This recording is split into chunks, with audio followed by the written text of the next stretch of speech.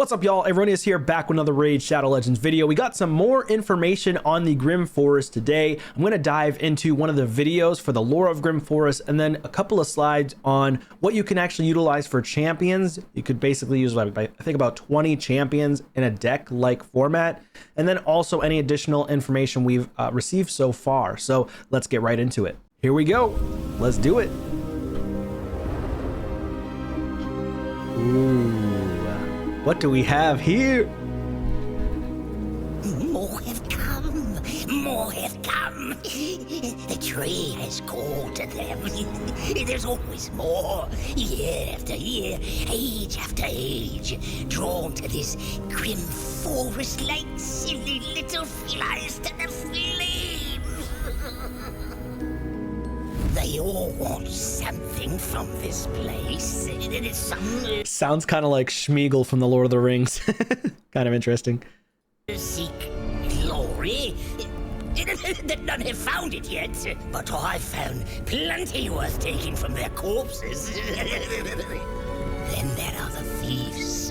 Disgusting, filthy thieves with their grubby little fingers stealing gold. Sounds like a gremlin or a goblin type of champion or character in the background. It's kind of interesting, but sounds like Smeagol, and Smeagol is sort of like a gremlin goblin type of, character in the Lord of the Rings. Oh, that doesn't belong to them. Fools! Fight the beast. Dig up the treasure. Stash all the gold, the jewels, and the gems that you can find. But this must be one of the bosses in the Grim Forest. That looks really cool. That looks really, really cool. So you got your champions here trying to get the treasure, and you got this sort of boss here trying to kill and devour your champions. you'll soon learn. It's all mine.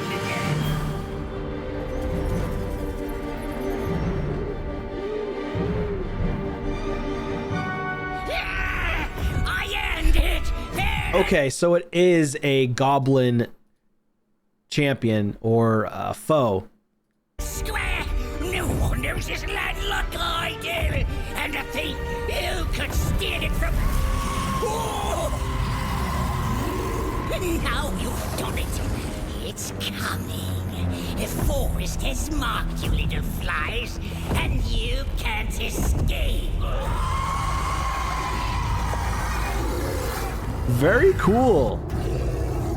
That is very, very cool. I like that a lot. Let's go and check out the other info from the slides that we've received today. All right, so here it is, the Grim Forest squad. So before you venture into the Grim Forest, you must fill 2 team decks with your best champions to create a squad. Every battle in this game mode will begin by drawing random champions from these decks. You can only build your team to take on a specific stage from their number. So that is very interesting. Essentially, it's gonna possibly, what I've heard from the chat is it'll randomly pick. So I did take some pictures of the chat on some questions that have occurred. So we've got one question I had also from the previous set, which is the Mercurial set. I said, does it work against decreased buff duration like Marius? And I was responded to by one of the community managers, and they said, increase or decrease buff duration effects do not work on total guard. So that's very interesting. Then for the specific relic, that sort of, I forget what the relic's name is off the top of my head. I believe it is the like twig looking relic, and it basically allows for all poisons. So basically how it works is if you place 4 poisons from an active skill, then it'll place 4 more poisons. So it mirrors the amount of skills. Now, in terms of bombs, it'll place 2 bombs if Nishak places 2 bombs from an active skill. So very, very strong, even stronger than I expected it will be. All right, so in terms of other questions, it says that you can also use duplicates in this deck. So what would be wicked funny is just an endgame player posting content on this, or someone talking about it where they just put in 20 of the Sigfrins, 20 Sigfrins, and then just going in and destroying everything instantly. That would be very hilarious, but I wouldn't put it past people to do that. Now, of course, most players in the player base are going to have a large slew of, if they're end game, a large slew of champions to place here. If you're earlier game, you're not going to have as many to choose from, but that's why you can focus on the normal mode as compared to the hard mode of the Grim Forest. The normal mode requires 10 champions per deck, whereas the hard mode requires 20 champs per deck. So that is helpful that normal mode only requires 10, because early and mid game players just don't have the champions to utilize. So that's why they dropped it down to 10 per deck. So you still need 20 champions, whereas in hard mode you need 40 champions, which is a lot of champions. And like I said, you can use duplicates. So this is where duplicates come in handy. Luckily, I do have multiple duplicates. For example, my mythical champion Mikage, I pulled a duplicate Mikage when the primals first came out after my 19th shard. So I can put a Mikage in each deck. And then you're going to want to focus on mythical champions if you can help it, and the strongest champions that you have. Don't put in super weak champions. They're just not going to help, I don't think, benefit you in the Grim Forest. You want to go for your stronger champions if possible. You want to do a mix of crowd control as well as support, so revivers. You want to do block buffs. You want to do drop defense, weaken, especially in PvE content, so you're maximizing your damage output. And you definitely want to bring in some resistance champions as well if you can help it, because who knows, in hard mode, are they going to have a lot of debuffs to throw on against you? You know, so make sure you can either cleanse or resist debuffs that are placed on you from the enemy champions. Other questions that were asked.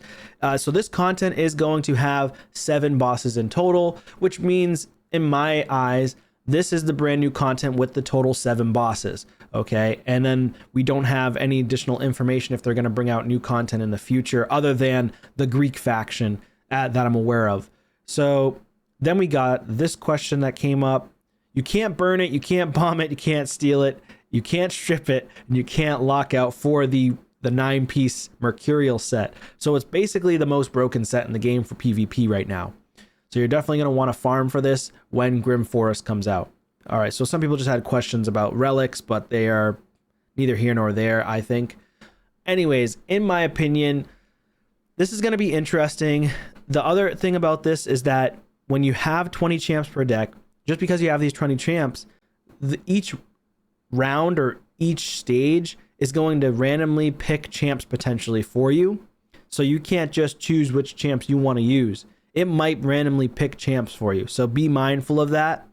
That makes it even harder to play. So you got to go based on synergies. So just make sure you have multiple champions.